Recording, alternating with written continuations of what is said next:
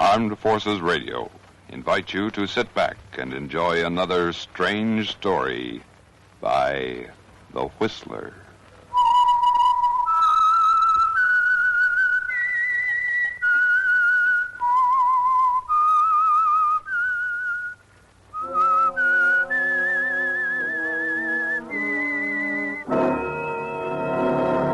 I am the Whistler, and I know many things, for I walk by night.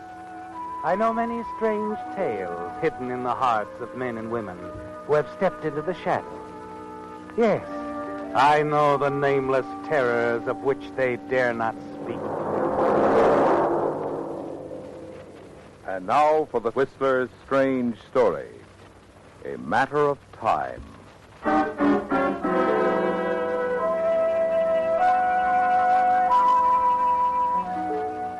With Russ Logan, time was of the essence.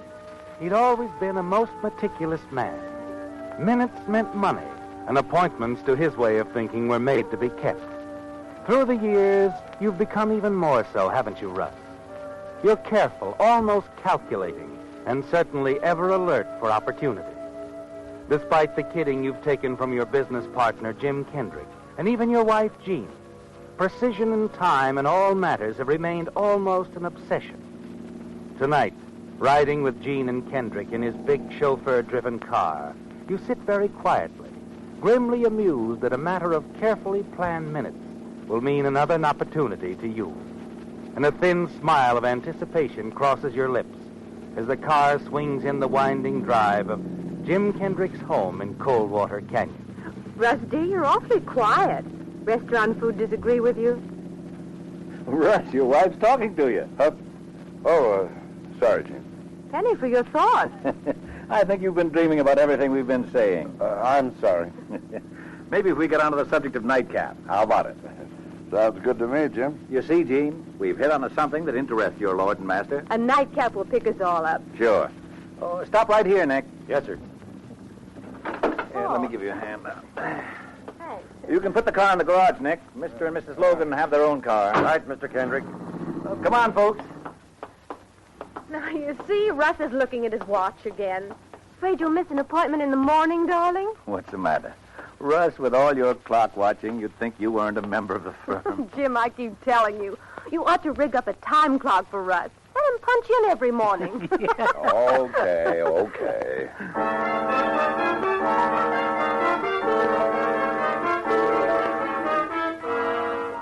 You don't mind the kidding, do you, Russ?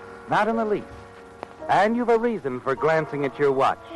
The seconds are counting again, aren't they? In your life, and more particularly in your partner, Jim Kendrick's. If he only knew what was about to happen, he'd be watching every moment, too. You're all inside the house now, and you have only to wait until you hear Nick, the chauffeur, come in the back door to enter his room. Then you can set your plan in motion. But something unexpected happened. I got a little surprise for you, folks. Some fine old Napoleon brandy. Oh? Let's see now. Oh, yes, I've got it locked up in the den. Wait right here, I'll get it. Wait a minute, Jim. Yes, Russ? Nothing. It was just something I was going to ask you. Go ahead, ask me. Never mind. It'll keep till tomorrow. Okay, I'll go get the brandy. Jim! Jim, what happened? Jim! In the den. He's still there. Get him. But, Jim, you've been hit. Get him, I said. Go after him, I'll Russ. take care of him, Russ. Here, Jim, lie down on the divan for you. I'll call a doctor. Hurry up, Russ. He went out the French windows. Don't just stand there. Where do you keep that gun you have? In the desk in the den. Will you hurry up? Sure. Jane, you call the police. I'll get him, Jim. Don't worry.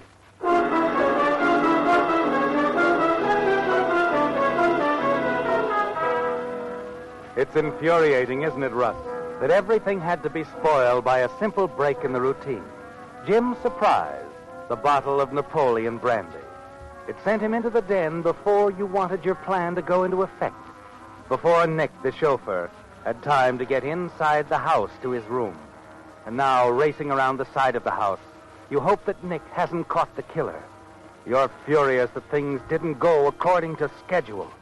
And now you can only hope as you rush to the spot, far back on the property, where you're to meet the man who fired on Jim Kendrick. You promised him you'll hide him away, haven't you, Russ? Yes, that's what you promised. But actually, you're going to use the gun in your hand and put him away forever. At the designated spot near a huge pepper tree, you wait. Listen for his footsteps. Raise the gun and aim in the direction of the sound. And then... Mr. Logan? Mr. Logan? Nick. Oh, I think he's trapped, sir, up in the canyon. Mrs. Logan says the police are on their way.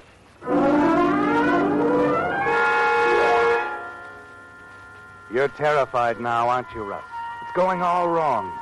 They'll capture the gunman and he'll talk, implicate you. When the police arrive, they close in around the canyon in back of Jim Kendrick's place. Nick stays close to you as you join the search. Finally, you hear the shouted words that you fear the most. Over here, everybody! We got him! We got the guy!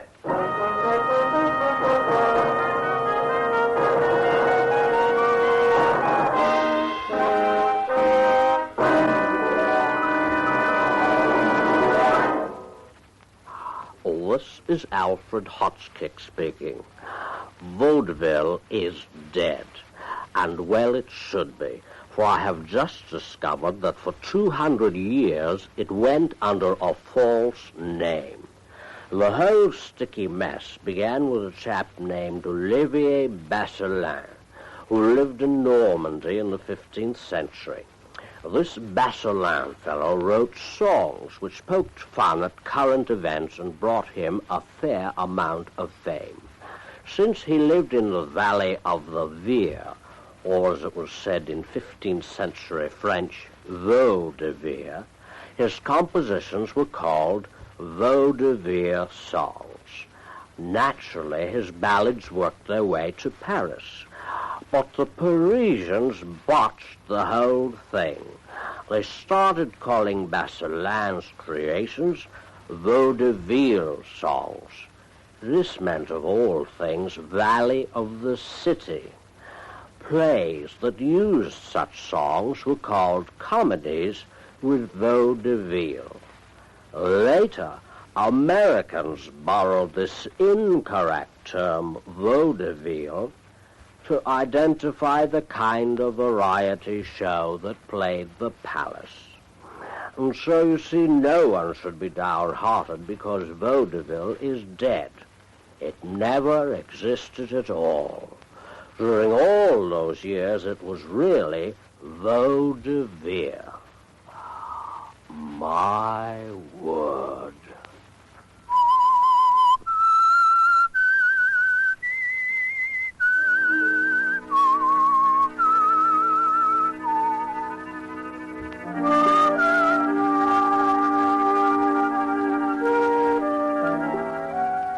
Well, Russ, you knew it. Everything was ruined the moment your neatly timed schedule was broken.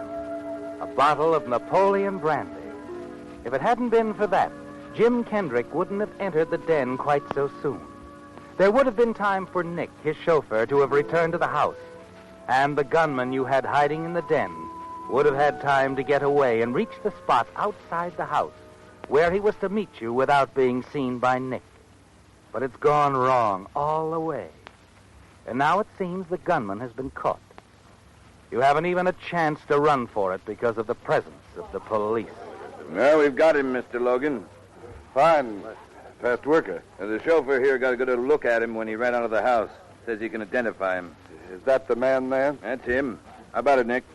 Hey, wait a minute. What is it, Nick? He's not the guy. What? He's not the guy. Officer, he's not the one. You got the wrong man. You sure? Sure, I'm sure. I got a good look at him. Oh. Yeah, I know. Sorry, mister. You can go. Guess we made a mistake. All right, spread out, boys, and get going. We got the wrong guy.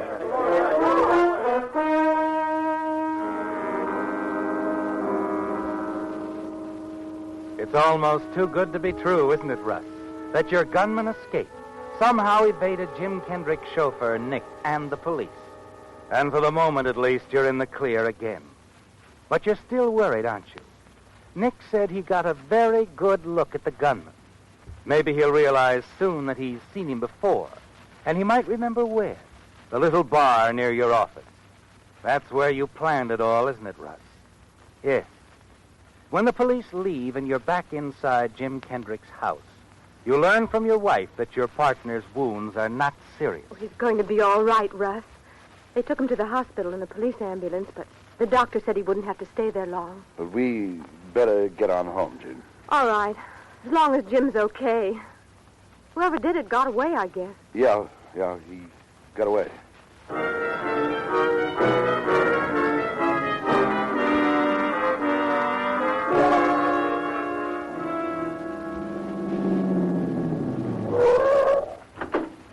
You run on up to the apartment, Gene. I'll put the car away. Don't be long, dear. I won't.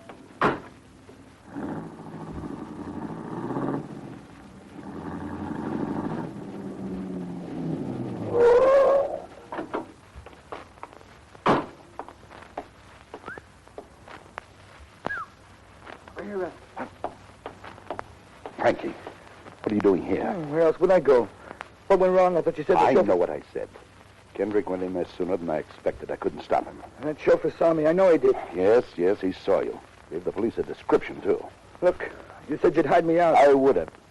Things had gone right, but I can't hide you in my apartment. I've got a wife, Frankie. A wife who doesn't even know I'm mixed up in this. But the cops, they start working on the description that chauffeur gave him. It'll add up to Frankie Rizzo. Me? Take it easy. Well, that's all right for you to say. You got me into this, said there'd be nothing to it. A simple job. That's right. It would have been if you'd killed him. That's what you were paid to do. But let's skip it. I thought you knew what you were doing. I thought I was hiring a professional. So, what do we do now? Maybe that's your problem. Oh. No, you're in this. You did the hiring. Well, I'll help you get out of town, that's all. But I can't skip town. Not tonight. They'll be watching for me. The police. They'll have the airports covered, every railroad station. Fine mess. I wish you'd never picked me for this job. I wish you'd never even found me. I went to a great deal of trouble finding you, Frankie, a great deal. I've never known anyone in your business before. It took me quite a while. So what happens now? Don't get excited, that's all. I'm not letting you spoil everything. Yeah, get into my car. I'll drive you someplace. I got a pretty good hideout. There's a motel near the ocean. A motel? Good. I'll take you there. Wait in the car. I'll tell my wife you've gone someplace and that I have to take you there.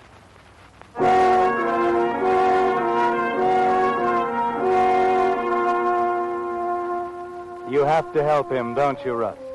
Even though you're disgusted with the way he handled the shooting. You tell Gene that you've decided to pick up a carton of cigarettes. A few minutes later, you're driving out Wilshire with Frankie Rizzo. He directs you to the Surfside Motel on the beach. You leave him there, return to your own apartment, answer Gene's sleepy inquiries with the alibi of a flat tire. When you finally turn in, there's little sleep for you, is there, Russ? You're tense and nervous, dreading the moment when you'll have to face your partner again. And that moment comes the following morning as you visit the hospital and stand at his bedside. Jim greets you with a curious smile on his lips. Hello, Russ. Nice of you to come. Good morning, Jim. How do you feel? Just fine. They tell me I'm going to live. Of course you are. Too bad, isn't it, Russ? What? Would have solved all your problems if I'd have kicked off, huh? Given you control of the business, too. What in the world are you talking about? That little deal you approached me with 2 weeks ago. Deal? Come off it, Russ. We disagreed, remember, on that little transaction which you thought our freight line would fit into so neatly? You want me to drive business away from now on? If it's crooked, yes. Even if it means 50,000 profit. I won't stand for our trucks accepting a contract to haul contraband. I told you 2 weeks ago. I'm telling you again now. As long as I'm a partner in this outfit, we're keeping it clean. Okay, Jim. Forget it. I have. That's why I didn't know what you were talking about. The moment we disagreed, I dismissed it from my mind. Really? Of course. Funny.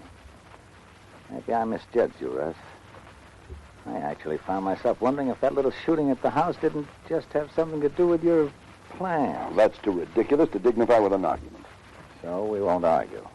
The man who was in your study was obviously after the safe, not you. You just made the mistake of walking in there. I certainly didn't suggest it. No, you didn't. Matter of fact, you stopped me. Why, Russ? What was it you were going to ask me right at that time? I have no idea. No, I don't suppose you have. All right, we won't settle anything this way. Maybe when the police pick this guy up. I wish they had him right now. I certainly don't like any feeling of mistrust between us. Jim, it isn't good for business. No, it isn't. Nick, my chauffeur, thinks he's seen this man before. I mean, before last night. Oh. Might give the police a lead, huh? Might, Russ. It just might. He say where he'd seen him? Yeah, down at the gym Nick goes to. If it's the same guy, he's a cheap gambler named Rico or Reno, something like that. Kind that just might take a pot shot at somebody for money, provided the right sort of person talked him into it. Assured him it would be an easy setup, no danger. Well, Nick ought to tell the police about all this. Oh, he has. Yeah, Nick's told the police. Good boy, Nick. Very loyal. Well, sit down, Russ. Sit down. Visit a while. Yeah. Sure, Jim. Sure.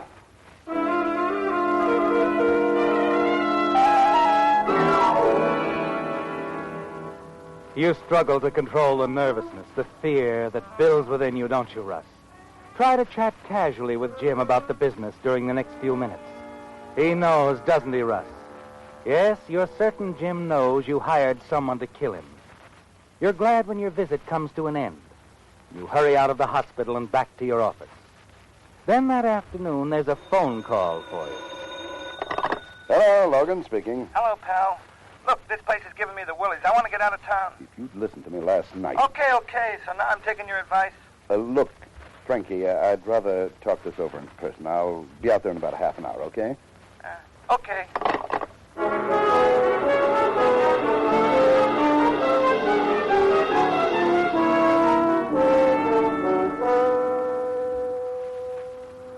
Yeah, Logan. 10 grand ought to make a nice start. 10 grand? Now, wait a minute. Sure, I know. 5 grand was all you promised, but the price has just gone up. But you made a deal. Since then, I decided to retire. And a guy who retires has got to have capital and an income. You're it, pal. Or else. Or else what? Oh, Jim Kendricks might like to know who wanted to have him knocked off and why. Well, what do you say? All right, Frankie, you win. I'll pick you up here as soon as it gets dark.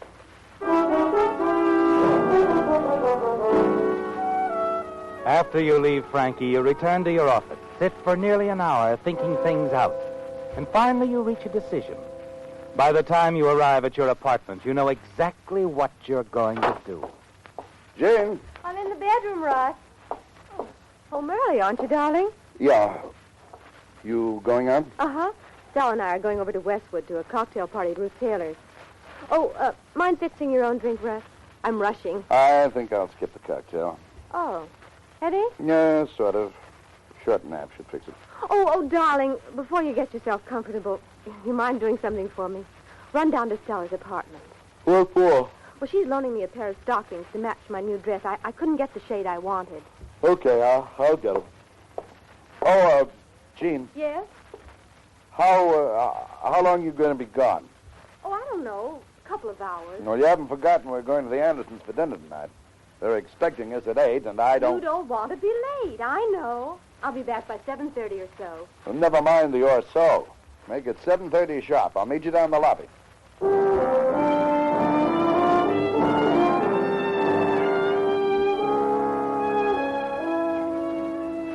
You're pleased that Jean will be out of the apartment for 2 hours, aren't you, Russ? But you've still something else to solve. The little item of how you're going to leave the building without being seen. It comes to you when you reach Stella's apartment, 2 floors below. Yes. Standing in her living room, looking out over the rear garden, everything falls neatly into place in your mind. Her sunroom window opens on the rear fire escape. Stella lives alone, and since she'll be at the cocktail party with your wife, her apartment will be empty. You chat with Stella for a few moments. Then as you leave her apartment, you slip the catch on the lock of her door. You know that she might check it as she leaves, but you have to take that chance. You hurry back upstairs. Here you are, Jean. Oh, thanks, darling. Is Stella waiting? She's all ready. Just finished putting on her face. Oh, dear. Go on, say it. I'm never on time. It's your party this time. Just don't be late for the dinner date. I won't.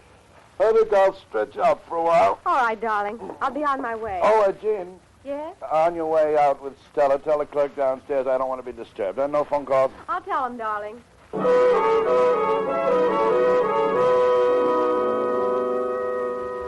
You pretend to drop off to sleep. 5 minutes later, Jean leaves you alone in the apartment. You glance out the bedroom window. It'll be dark in another half hour, won't it, Russ? Dark enough to cover your movement down the back fire escape, through the garden.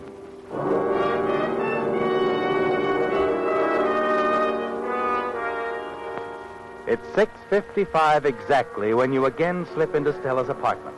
Hurry down the fire escape, and then to your car parked in the street. 10 minutes later, you arrive at the Surfside Motel. You're thankful for the roar of the nearby surf, as it will help cover the sound of gunfire. Yeah, who is it? Open up, Frankie. Hello, Russ. You got the money? No, I don't have the money, Frankie. Huh? Look, I thought I was going to take a little trip. You are going on a trip. A long one. Hey, what's the idea of the rod? Rod? Oh. The idea of the rod, Frankie, is this.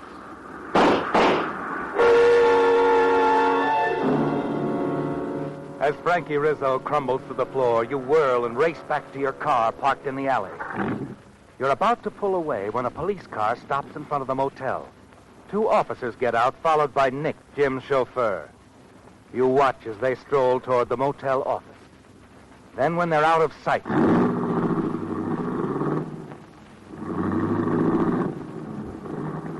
A lucky break, wasn't it, Russ?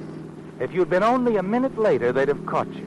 But now you're in the clear and racing back to your own apartment.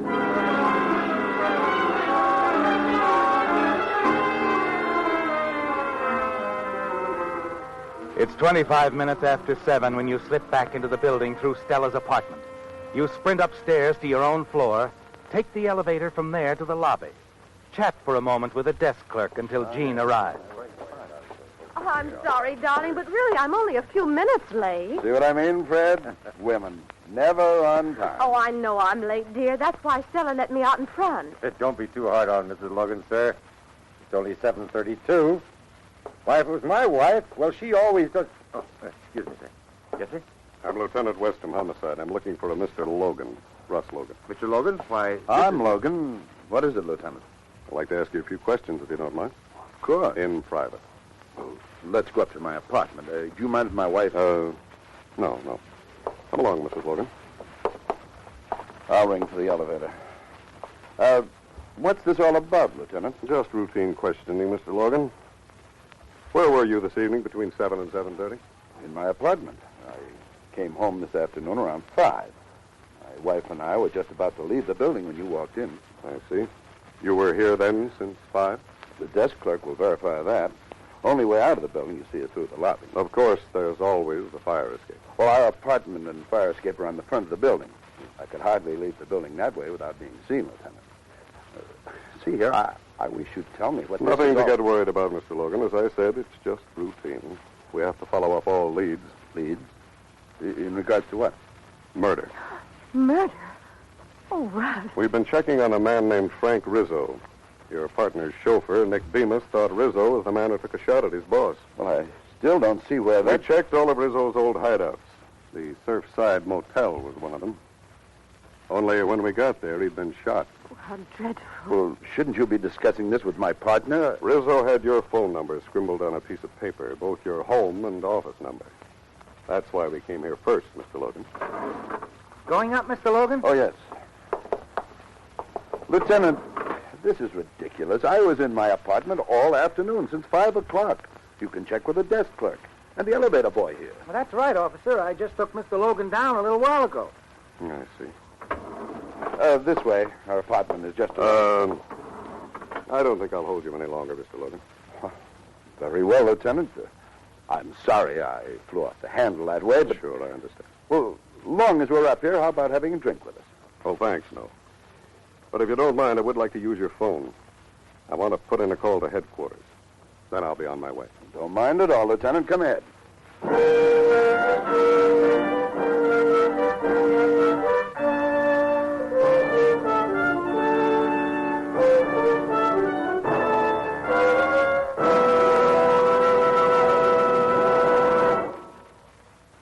newly independent nations are on the move. Yes, they're among the most vital forces on the international scene. They have waited so long for their freedom, they have worked so hard for their great moment of independence, that now they're impatient for progress.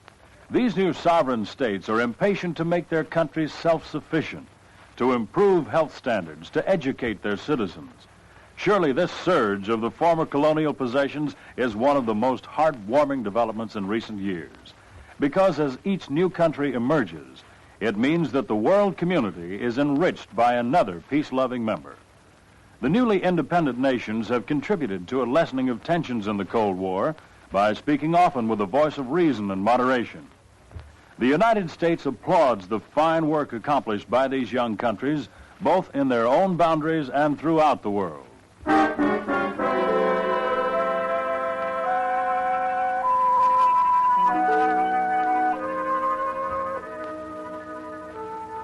You've answered the lieutenant's questions, and he seems satisfied with your story, doesn't he, Russ? That you were in your apartment between 7 and 7:30, at the time when Frankie Rizzo was shot to death in Santa Monica.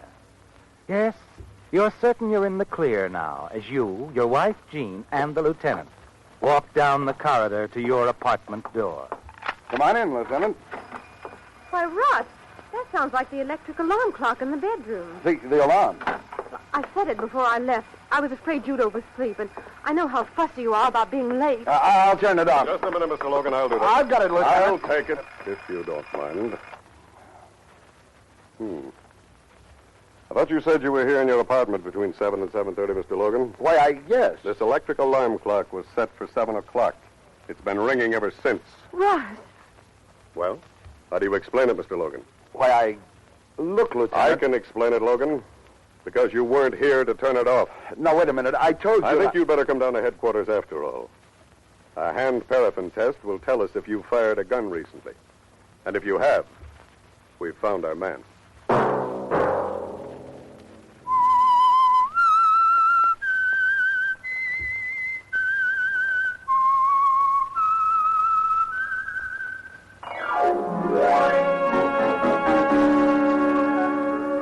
Featured in tonight's story were Bill Foreman as the Whistler, Ted DeCorsia, Margaret Brayton, Ed Begley, Raymond Burr, Herbert Litton, and Bill Boucher. The Whistler was produced and directed by George W. Allen, with story by Adrian John Doe, music by Wilbur Hatch, and was transmitted overseas by the Armed Forces Radio Service. The Whistler is entirely fictional, and all characters portrayed on The Whistler are also fictional. Any similarity of names or resemblance to persons living or dead is purely coincidental.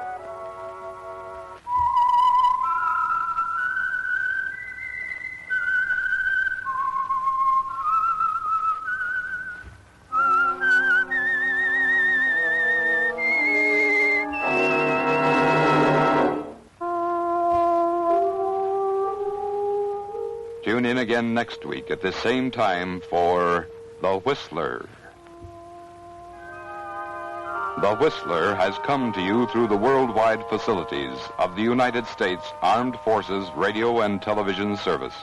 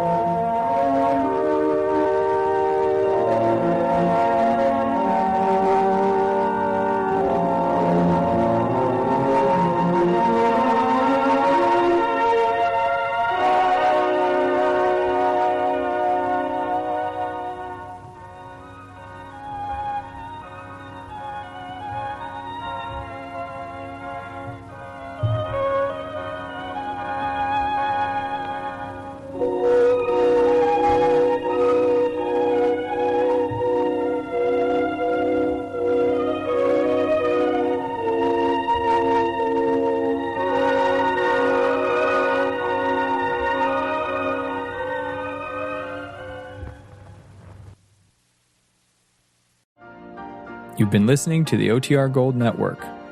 Find more classic radio at otrgold.com.